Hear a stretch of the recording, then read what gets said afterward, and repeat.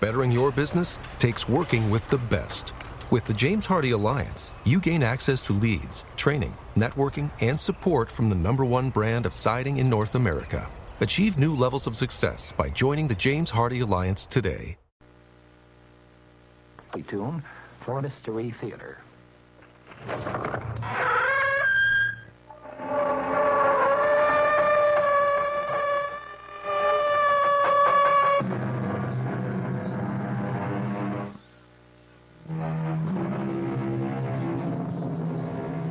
Come in.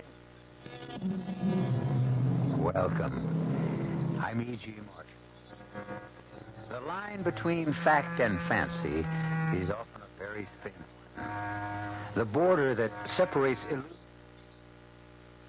is very narrow, just as the distance from sanity to madness and back again to sanity can be a very short one. And do we always know where the real world leaves off and the dream begins? Sometime the spirit of a man die before he die. When his soul, his spirit, die before the rest of him, then the god Marco is especially sad. When that happened, melody of the drum is especially sad too, like now. Listen to the song of lamentation. Death has walked among my people. Here is why this island is called the Island of the Lost.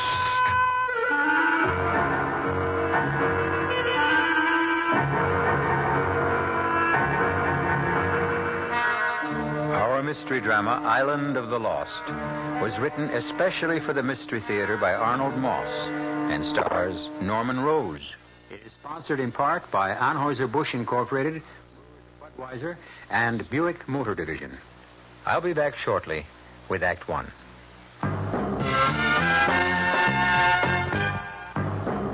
Ever had a tall, frosty glass of Amplitude? Well, if your beer is Budweiser, you've had it often. Amplitude is a fancy word for the total experience of flavor. Next time you take a healthy swallow of Bud, watch what happens. Think about the sensations you're experiencing. Notice how the flavor of Bud comes on nice and easy. Not too strong, not too quick, just right. Notice the clean, crisp togetherness of Bud's taste. Everything in perfect balance, with no single element jumping out at you. And there'll be no aftertaste either, no hanging on. And you'll be refreshed and ready for another glassful. Actually, Bud drinkers have been experiencing Amplitude for years, but they just say Budweiser, and that says it all. Anheuser-Busch, St. Louis.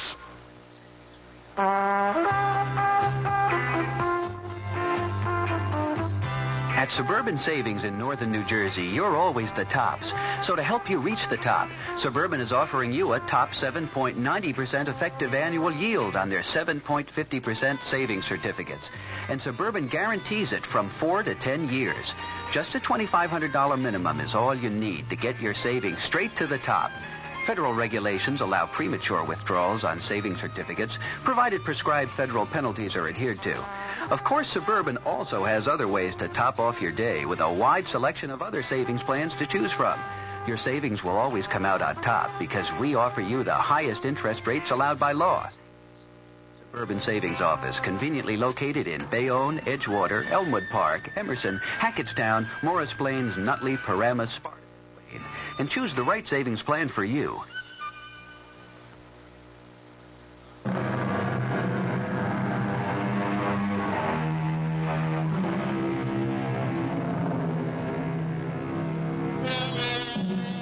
Dreams have breath and tears and tortures and the touch of joy.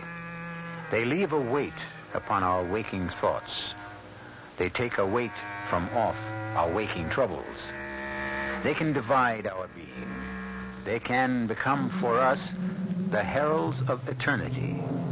For Tony Bridges, It began in the office of his eye doctor. Tilt your head back just a trifle more, Tony. So, very good. Now hold still, please.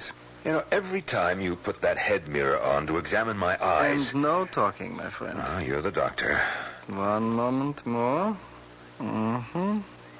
Yeah, so, finished. You were saying, Tony? Oh, nothing important. It's only that every time you examine my eyes and put that big mirror on around your head with the hole in the middle, it always makes me think of one of those science fiction movies with, Boris Karloff. Well, what's the verdict here, Dr. Werner? Doctor, we'll prescribe a stronger prescription for your eyeglass. The prescription I'm wearing strong enough? Not quite, Tony. At your age, shall we say past 39? Past 39, huh? What about for a man who's just past 59? A little stronger still. Fritz, if they'll help cut down on these headaches, it'll certainly be worth the trouble. Yeah, the new glasses may help. May? We can never be sure about these things. We must always hope. You know something, Tony? What? Sometimes I think your headaches could be, how do you say, by something not altogether physical. Oh, come on, Fritz. What's that supposed to mean? How old is your wife? Now, you know perfectly well how old Martha is. 30. Almost on the nose. But what's Martha's age got to do with... She's half your age. Charming, intelligent, beautiful. Black hair, green eyes, the figure of a goddess, the face of an angel. Yes, one of the most gorgeous young women you've ever seen, right? Exactly. Could it not be possible that there is a certain tenseness in your relationship with this beautiful young wife? That causes the headaches? Oh, no, Fritz, I don't think so. I've seen you both at a dinner party. How you react whenever a younger man seems to be paying the slightest attention to her. Martha loves you deeply. You have no cause in the world to be jealous of her. I promise you. So relax. Enjoy her. Enjoy yourself. Enjoy your life. Fritz, what you're prescribing is what I have in mind. That's good. You know that Martha left a week ago for that vacation we've been talking about. A little hidden-away island in the Caribbean. Well, I am joining her. You're joining her? That's perfectly wonderful. Yes, it's going to be like a surprise. She's not expecting me for another few days. You shouldn't do that, Tony. Well, who says so? Why do you surprise her? Can't you wire her or phone? Well, no way. There's no direct phone to the island. And by the time a wire got there... What about the new glasses? Well, I've lived this long with the old ones. I can live a few more days with them. Here's the address of the island. It's the Hotel Paraiso. Send them Air Express. They should be there in 2 or 3 days. Whatever you say, Tony. Auf Wiedersehen, Fritz. And thanks for the advice. Not at all. And don't forget the glasses. Of course not. See you in about 10 days. Miss Elliot, please take this letter to Mrs. Martha Bridges, Hotel Paraiso, Isla de los Perdidos. I'll give you the exact address later. Send it airmail, special delivery. Mark it urgent. Ready? Dearest Martha, when you get this letter, Tony will already have surprised you. I did my best to think of a way to keep him from coming without arousing any suspicions. No luck. Under the present circumstances, it would be best for you to take every possible precaution. You cannot be too careful, dear Martha. At 1 o'clock the following morning, I was in the lobby of the Hotel Paraiso on the little island of Los Perdidos, the island of the lost. Behind the desk, his feet on the desk, was a bald, fat little man, fast asleep. Excuse me. Maybe this will work.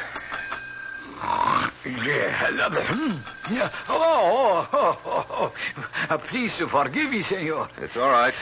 I was just taking a few winks of sleep. It's my fault. It is a little late, 1 in the morning, your time. Oh, the hour is of no importance, senor. Welcome to the Hotel Paraiso. I am at your service. My wife arrived last Tuesday, and she doesn't... Of course, senor. Pablo understands. Your wife arrived last last Tuesday. Yes, and you're Pablo. Always at your orders, senor. Your lady, this good senora, is expecting you. You will find her in Bungalow B. It is our very best. Expecting? She doesn't even know You that... must not keep her waiting, eh, senor? But this is a surprise. She doesn't even know that I'm coming. Are you sure, Pablo? Oh, I am sure, senor. You didn't even ask me my name. I know, senor, eh? You follow me now to Bungalow B, see? This is our Bungalow B. Enter, senor. Yes, well, you can put my bag over there near the coffee table. Now, this naturally is the living room. The bedroom is through that door. Just a moment. I want to see. Now, we must be quiet. It's dark, but... Yes, that's Martha all right in there. And she's in bed, sound asleep. Well, you yourself have said, senor, it is a little late. But I just can't understand it. Don't try, senor. Meantime, try to make yourself comfortable. Admire, if you will, the beauty of this bungalow. Yes, it's very nice. As you can see, all the furniture is what you call rattan. All beautifully handmade by the artistic makers of furniture of the island. And please do notice the draperies, senor. Yes, they're very pretty. Fishing nets woven by the fishermen of the island and made into most unique decorative hangings. But how could she have been expecting me? I wasn't supposed And in the morning, senor, when you awaken, you will see a view from the bedroom window as you have never seen before in all your life. Are you sure that she... Oh, I am quite sure. Bungalow B is situated on a most high cliff looking down 2,000 feet into our beautiful sea and the rocks below. Yes, of course. I look forward to seeing it. In the morning, senor. And now, senor, pleasant dreams. Until tomorrow. What was he talking about? Martha couldn't possibly have been expecting me. Not for another 3 days. Oh, well, it'll all get cleared up in the morning. Oh, I better get undressed, get a little sleep. And my little gift for Martha. My anniversary present. Beautiful string of pearls. Perfectly matched. Oh, wonderful luster. Well, I'll keep till morning. I'll put them around her beautiful neck as I wake her. Oh, Lord, I'm tired. Well, lights out, Tony. I feel as if I hadn't slept in... No, not again. Not here, of all places. Oh, that pain is coming again. It's spreading down the whole side of my face. It's hard to breathe. It is me, my darling. Alberto. I'm sorry to be late. Oh, I beg your pardon. What are you doing here? I apologize, sir. A frightful mistake. I thought this was Bungalow B. This is Bungalow B, young man, and I'm afraid that you've made a very great mistake. If this is Bungalow B, I have made no mistake. Who do you think you're looking for? I cannot see, senor, but this can not be any of your business. Shh, please, keep your voice down. My wife is in there asleep. Your wife? This is beginning to be most amusing. That beautiful young woman is the wife of an old rooster like you? This is very funny. Your wife? Now, listen, you better leave. You've come to the wrong place. Perhaps it is you who have made the mistake. The American girl told me You that... get out of here fast before I kill you. So, the old man has a gun, too. Yes, and it is loaded. Out. As you say, senor. She is all yours, old man. Good night and good luck. As the door slammed shut, something exploded inside me. I knew that these last few months of doubt, fear, suspicion about Martha were based on something more than fantasy. This young man was evidence of it. Clear and tangible proof. I hadn't been expected for a few days, and Pablo had mistaken me for this young man. My brain began to pound like a trip hammer. I no longer trusted myself to be in the same room with Martha if I stayed. At that moment, I looked down at my hands. The string of pearls was still in them. I tore them apart furiously and watched as they rolled to the floor. All night long, I wandered as though drugged up and down the long miles of beach, ghostly white in the moonlight. In the morning, weary and numb, I found my way back to the lobby of the hotel. Tony! Darling! No, it can't be. When did you get here? Last night's plane, connecting boats. Oh, darling, why didn't you let me know you were coming? Well, I had a crazy idea, Martha. I wanted to surprise Well, you. you certainly have. Why didn't you come to the bungalow? Oh, I did, Martha. Oh, Tony, I would have heard you. I came in very quietly. Is anything wrong? Are you all right, sweetheart? Oh, yes, I'm just dandy. Well, where did you sleep last night? I didn't. I walked along the beach after I left the bungalow. Oh, why should you have done a silly thing Martha, what have you been up to since you got here? Oh, Tony, dear. Now, stop it. I won't be cross-examined. You know very well. Who was that young man, Martha? What are you talking about? What young man? The young man who came calling on you in the middle of the night. He said he had an appointment. I haven't the remotest idea what you're talking about. I'm leaving on the next boat. It goes at 4:00. Tony, could we go over to the bungalow, please? We can't talk here in the lobby. All right. Whatever you like, Martha.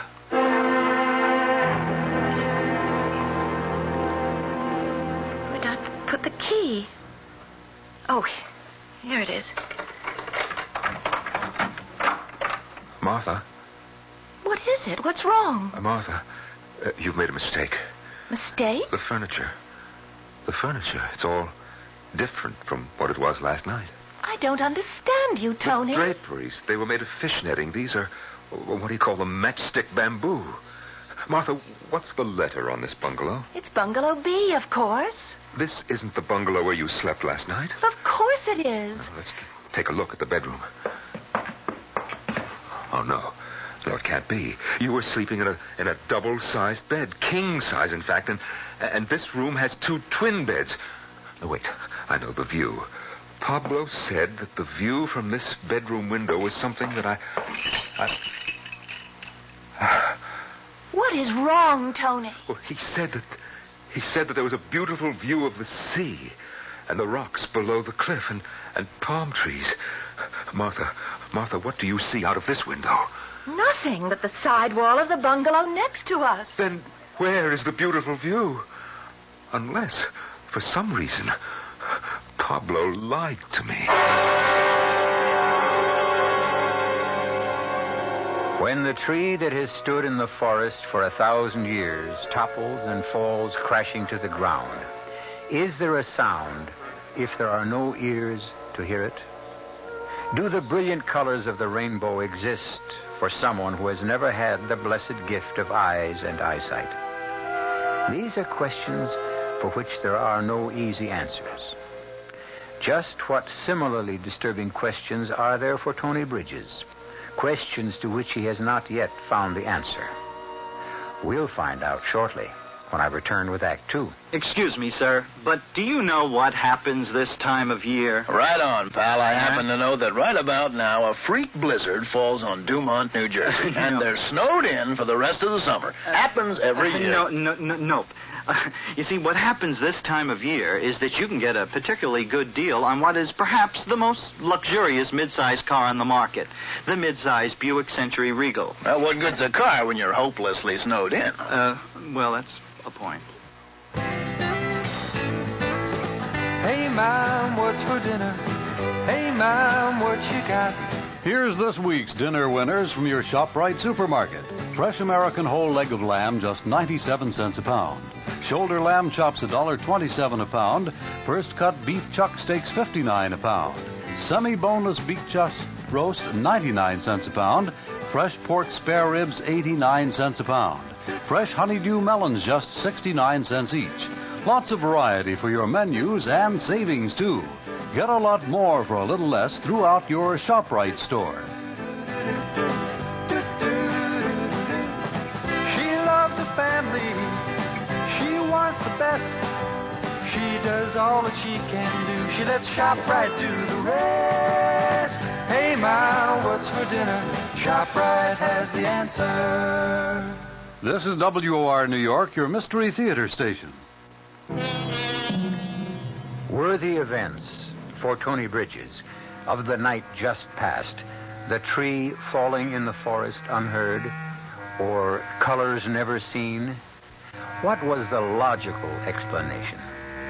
For Tony, what had happened was all a little strange and curious.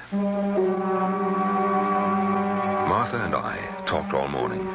She finally convinced me that everything that had happened last night was, in fact, a series of reasonable coincidences that spelled out mistake. For the first time in months, I felt as close to Martha as I ever had, and I knew she felt the same way about me. We went for a walk into the mountains that rose behind the hotel. On the way back, just as we were nearly at the bungalow, Martha lost her footing, turned her ankle badly. I carried her into the bedroom.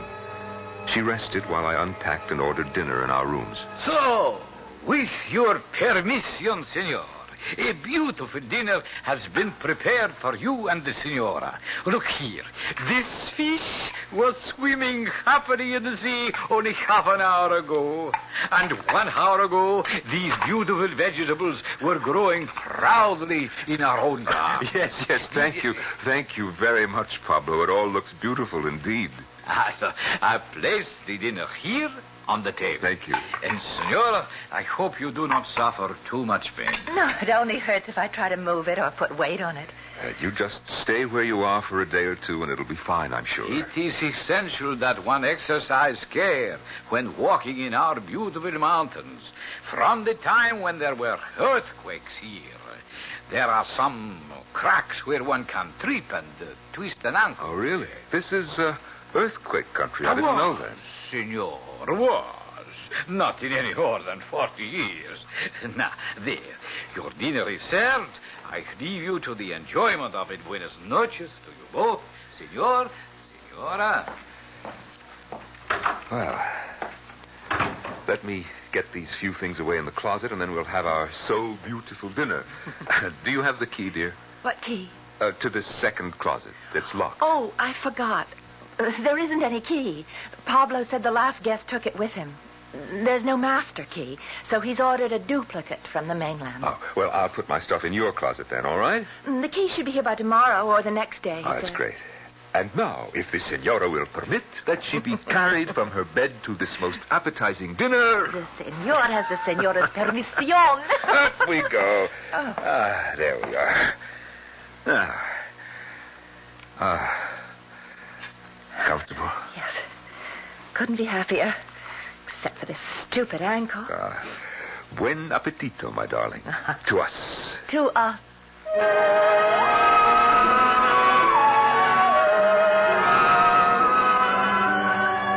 In the middle of the night, I was wakened by the most curious sensation. My bed was being shaken violently. All around me, I had the feeling that the furniture, the pictures on the wall, were vibrating in some strange way. The whole bungalow was quivering. Martha, are you all right? Martha, are you awake? Oh, where's that light? Oh, there. Martha. Her bed was empty. Martha, where are you? Where could she be? Then I suddenly remembered her ankle. How could she have left her bed? Where could she have gone? What had Pablo said about this once having been earthquake country? Of course, that's what was happening. At your service, senor Bridges. We're in the middle of an earthquake, aren't we? Earthquake? There is no earthquake, senor. But of course there is. What are we supposed to do? Senor? Look, will you stop beating about the bush? Just tell me that it's nothing serious or that it'll pass without damage, but don't tell me that it's nothing. Would you please to tell me why the senor thinks there is an earthquake? The pictures, my bed, the lamp, the whole room is shaking and jumping around. And that noise, that rumbling noise. Senor, your wife, she is experiencing the same thing, senor? Well, that's just it. It's really why I called. My wife is not here. Oh, I am so sorry to hear she is not there. Have you seen her? I regret, senor. I have not. But where could she have gone? She can't walk. Of this, I have no knowledge, senor. No, wait a minute. Wait just a moment. The sound seems to have stopped, and nothing's shaking anymore. Is it all over? I think perhaps I can explain. The strenuous climb you have made this afternoon in the mountains, the kindness of the altitude and the thinness of the air, you are not used to it. It happens to many of our guests. What happens? It is a kind of a spasm of the muscles, senor, from the altitude. I'm so happy it has passed. But my wife, where is my wife? Of that, senor, as I have already said, I regretfully have not the slightest idea. You sleep well, senor. In spite of my concern about Martha, I fell asleep immediately. A long and merciful sleep. When I awoke, it was broad daylight. The sun was streaming in through the windows, and everything was exactly as it had been in the middle of the night, except for one thing. Lying in the next bed, reading calmly, was Martha. Good morning, sweetheart. Did you have a good night? I slept like a rock. Where were you last night? Tony, let go of my arm. You're hurting. Where were you? Where did you go? What are you talking about? Where were you? Let go. Get your hands away from my throat. I can't breathe. In the middle of the night, you left this bedroom. Now, where did you go? Are you out of your mind? Take a look at this ankle of mine. It's purple and blue. It's twice the size it was last night. I can't walk on it except with the greatest pain. You asked me where I was last night, I was here. Right here in this bed every minute of the night.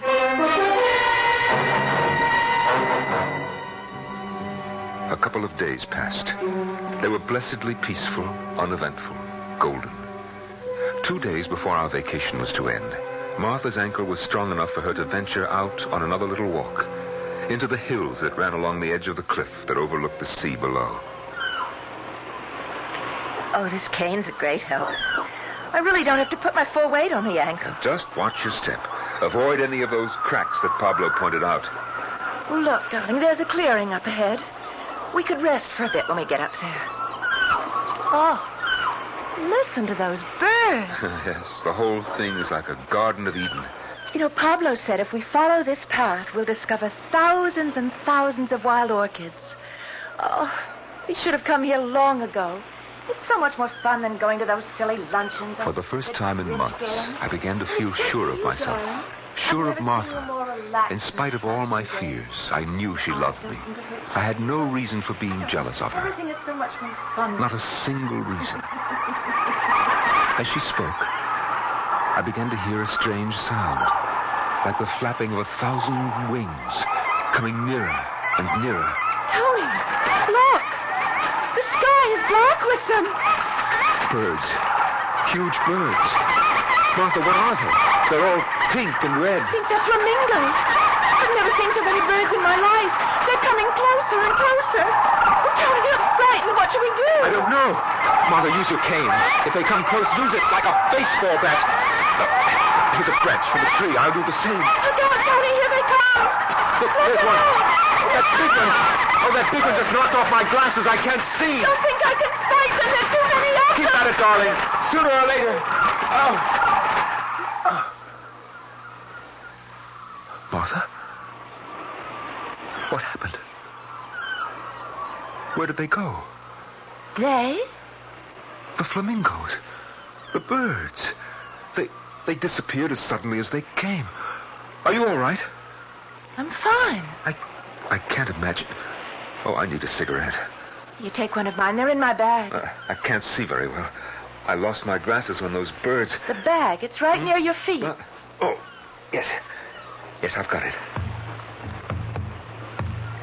Oh, there's so much junk in your bag. What's that? What is it? Listen.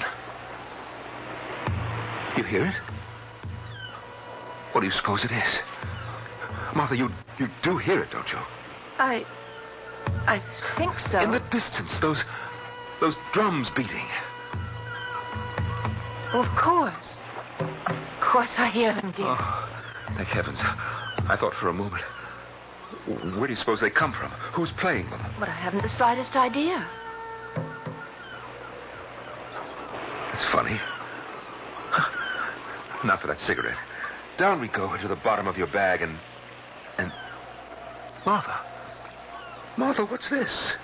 That's the key to the closets in the bungalow. To your closet? To my closet and your closet. It's to both closets. Both? When did it get here? It's always been here. Why? When I asked you about it the other night, you said there was no key to my closet. Somebody had taken it away and they were making a new one. I said that? Of course you did. Now, wait a minute. Wait a minute. It's all starting to make sense. That anyone could be so evil. That anyone could so despise another human being that she'd stop at nothing. Stoop to anything to get him out of the way. You don't know what you're saying. I love you, Tony. You must believe me. Anything at all. Even to the point of trying to drive a man out of his mind. It's not true. All these strange things that have been happening. Oh, they were no coincidences. They were all part of some twisted, devilish scheme you worked out to get rid of me by driving me mad. Careful, Tony. You're backing me so close to the edge of the cliff. The mix-up with the bungalows. Oh, that was a good one. How did you work that?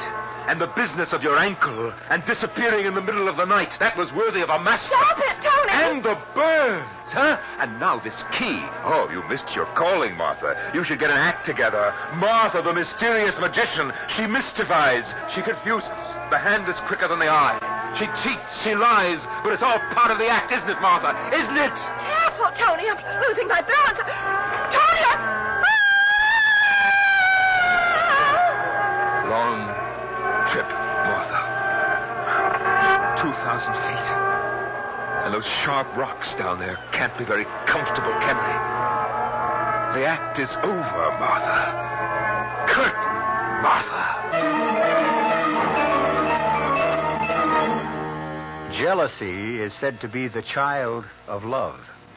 But if the parent does not do his best to strangle the child will not rest till it has poisoned its own father, which may well be the case with Tony Bridges. To what further extremes will the deadly venom of his jealousy drive Tony? He may or may not know the answer, but we shall when we return shortly with Act 3. Give your hand to a friend. Give your heart to your love. But give your cold the contract. The sooner the better. The common cold is a rotten thing. You miss so much.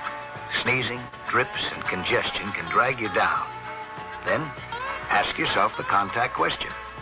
6 or 3 or 1.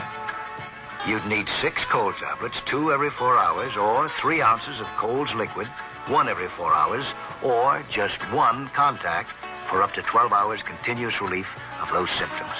That's daytime, then nighttime relief.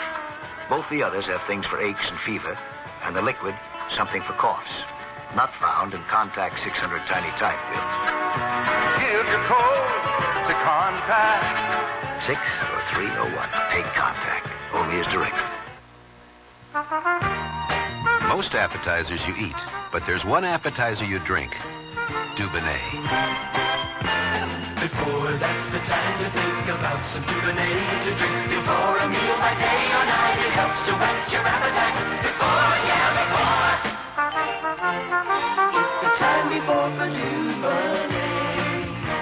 Think of Dubonnet as an appetizer. It's the wine you drink before meals, before lunch, before dinner at cocktail time, before whatever you've got cooking. It helps to whet your appetite. Whether you serve it straight, on the rocks, with a twist, or soda.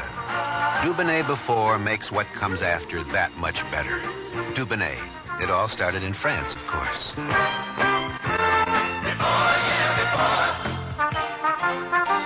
The time before for Dubonnet.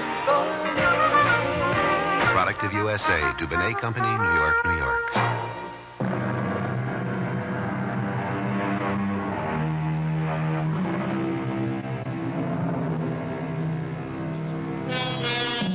A glorious feeling of exhilaration flowed through Tony.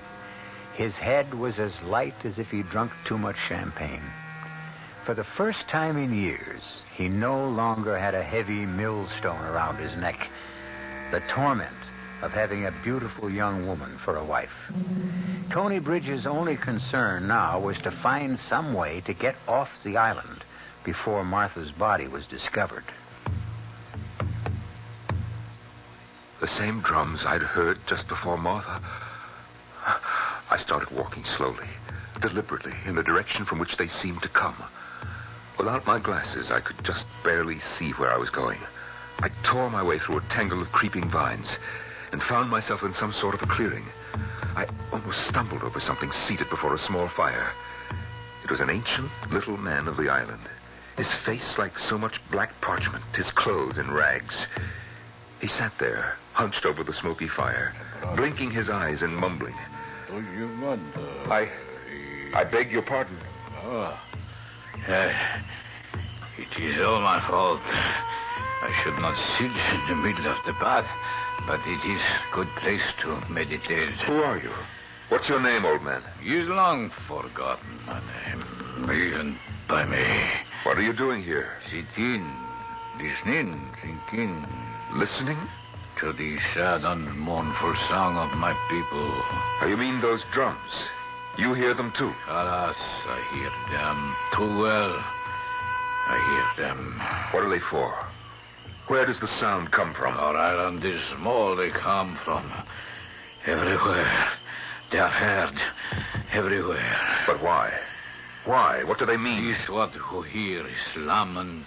And death has walked among my people, among the lost one.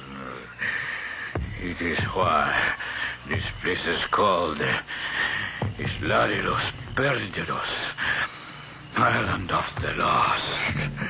Someone has died? Someone has passed on to Mako. Who is Mako? The great father of all things in the sea, from where we all have come to where we all shall go. I see. This is reason for the wailing of the drums.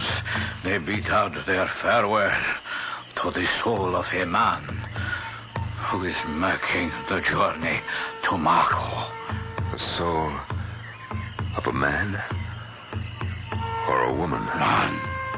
Always man, not woman. For woman, drums play another song, not this one. I understand. I'm very sorry for the poor man who has gone on to Mako. When did he die? No one can be sure. Perhaps he is not yet dead. Well, then why... The drums often sing with the promise of things to come, to some soon. Sometime the spirit of a man will die. Before he does, then Mako is especially sad because he is made to wait. When that happened, the melody of the drums is especially sad too. Like now.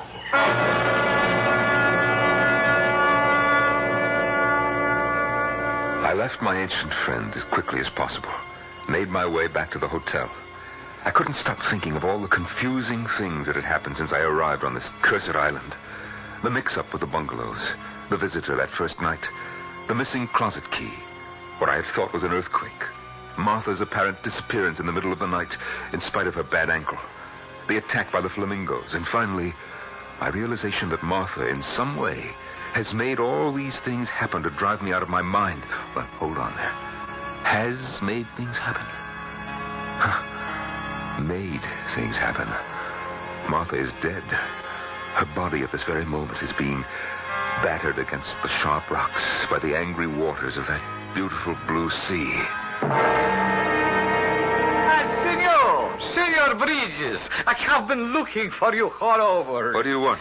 Most especially, I have been looking for the senora, your wife. What is it?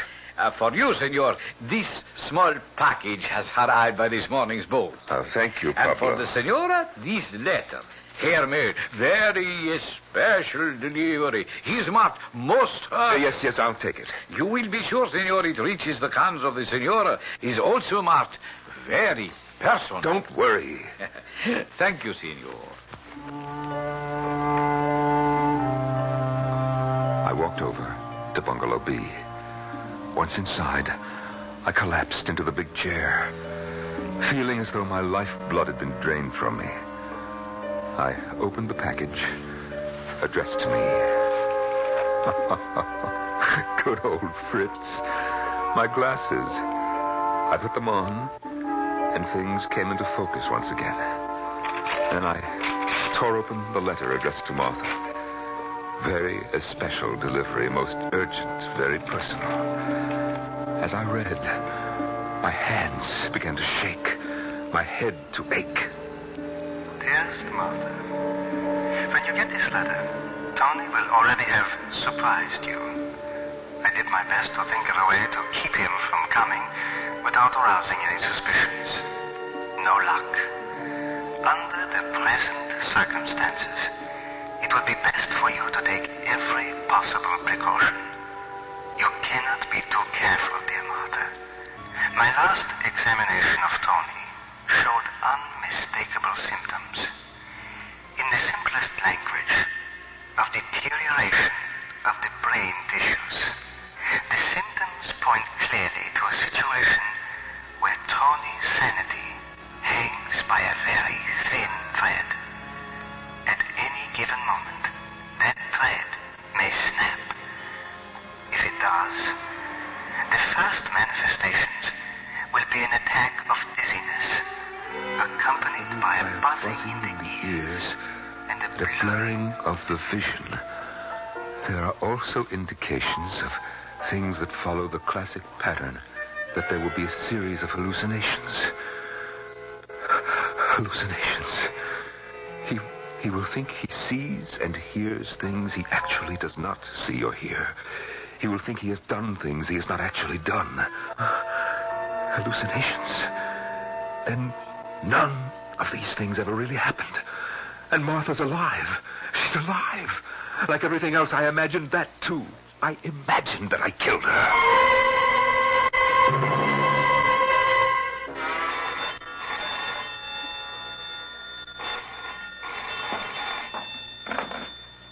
Si, pronto? Pablo, have you seen the senora? Un momentito, por favor. I have not seen your wife since she left with you, senor. But you don't understand, Pablo. Everything is... Will you please to have a seat for one small moment, Senor Bridges, until I complete this telephone call? Your pardon. Si, Jefe. You see, Pablo, I'm not exactly well, and I had the foolish idea that Martha, my wife, had fallen over the... that I had pushed her and that she... You understand? Diga usted que... Ah, no, it's incredible. ¿Está seguro? I thought she might be dead, but now I know that too was what we call a hallucination, something that you think Se that... cayó en las rocas. A pie de la cuevadra. Oh, lloro de gar. Gracias, jefe. Hasta pronto. And what was that all about, Pablo? I regretfully must inform you, senor, of some very bad news. What is it, Pablo? At the foot of the cliff, senor, just below the hotel, 2 fishermen have just discovered the body of the senora, your wife. The police will soon be here.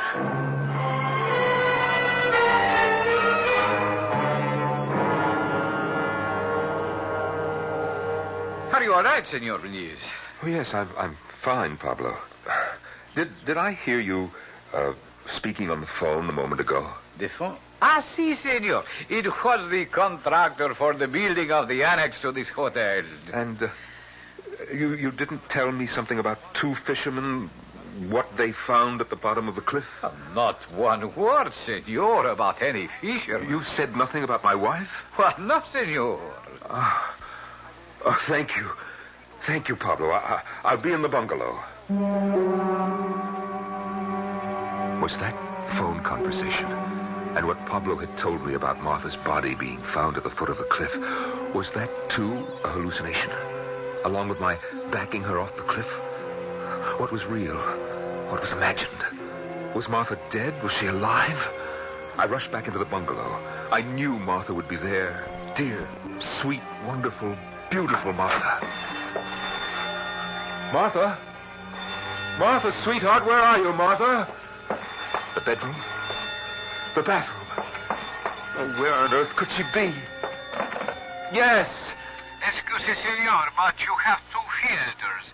I will accompany them to the bungalow. We will be there in a moment. She couldn't possibly have gone to... No, what's this? What have I got in my hand? Where did it come from? The key to my closet. I had it when I asked Martha for a cigarette, and she told me that... and it's been here in my hand all that time. Strange. I must open the closet now. I do have the key. And that's what keys are for. To open things. Isn't that right, Tony? You must to excuse us, senor. These are the police of the island. No, not just this minute, please. Not till I open the door to the closet. We can tell you. The maid, when she cleaned this morning, found the door to the closet open. So? No, it isn't for real. I'm only imagining this. It's my imagination, gentlemen. It's my imagination.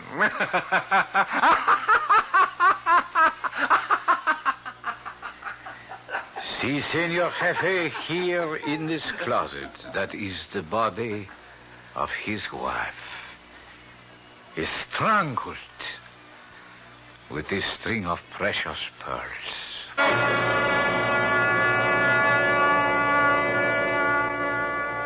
The poet Longfellow wrote, "The moon, from some dark gate of cloud, throws o'er the sea a floating bridge of light, across whose trembling planks our fancies crowd into the realm of mystery and night."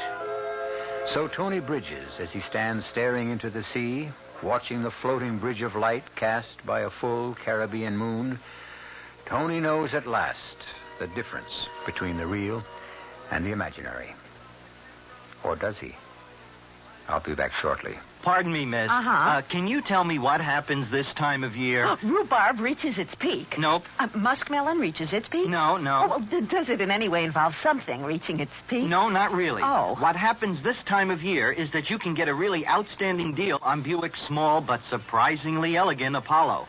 And with what's happening to prices, you may never have a better chance to buy a Buick, huh? Hey, I know what happens. Yeah? The buzzards come back to Hinckley Ridge, Ohio. Oh. I hadn't thought of that.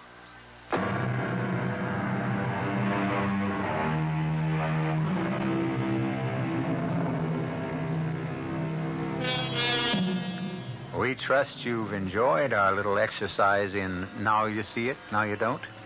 Or to put it another way, a string of precious pearls should never be used for anything other than show. But that's something everybody knows, isn't it? Our cast included Norman Rose, Marion Seldes, Bob Caliban, and Ian Martin. The entire production was under the direction of Hyman Brown. Radio Mystery Theater was sponsored in part by Contact, the 12-hour cold capsule. This is E.G. Marshall inviting you to return to our Mystery Theater for another adventure in the macabre. Until next time, pleasant dreams.